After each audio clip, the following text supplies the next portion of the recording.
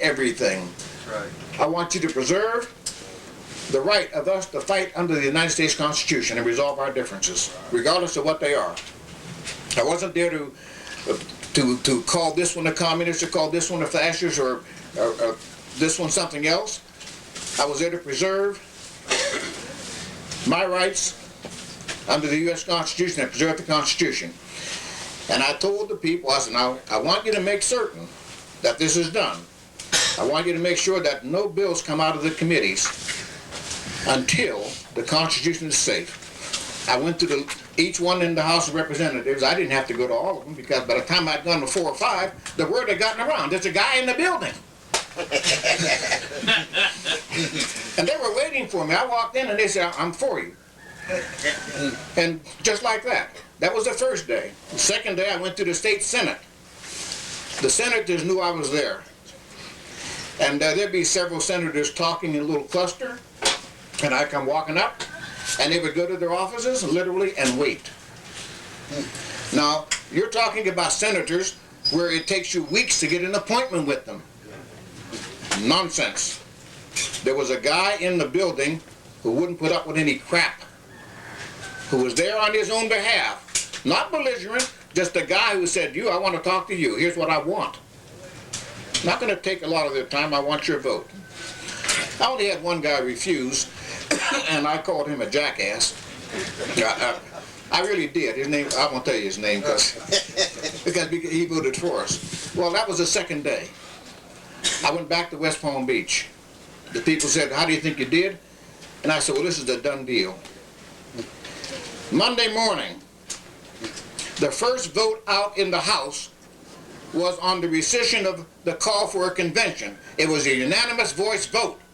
The first vote out in the Senate, the state Senate, was a call for rescinding Florida's call for a convention. It was a unanimous voice vote. What the patriots, what people like yourselves could not do in 5 years was done in less than 2 days.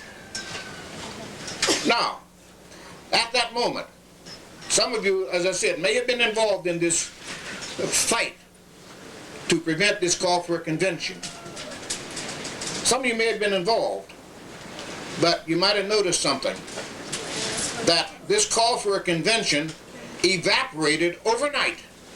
It just disappeared. Disappeared from the headlines, disappeared from the news. It was as though nobody had ever called for one. Now, my friends, I'm not here to wag my tail.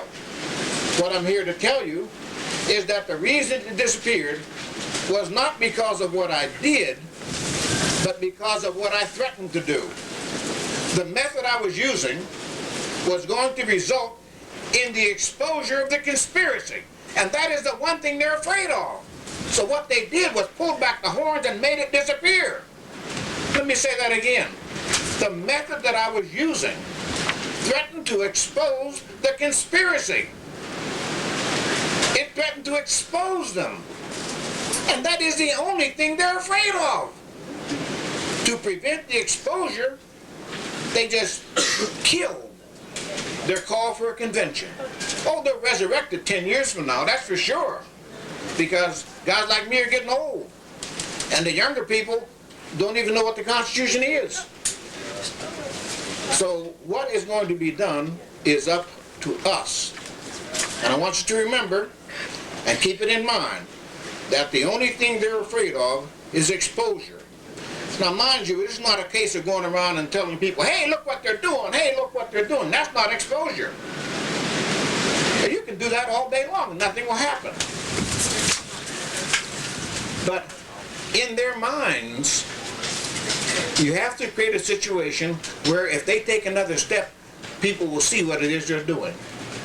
And this is what I'm here to tell you today, what I want you to do. Now, all of you are here to one degree or another. You're saying they won't get my gun, they'll take my gun out of my cold dead hands, and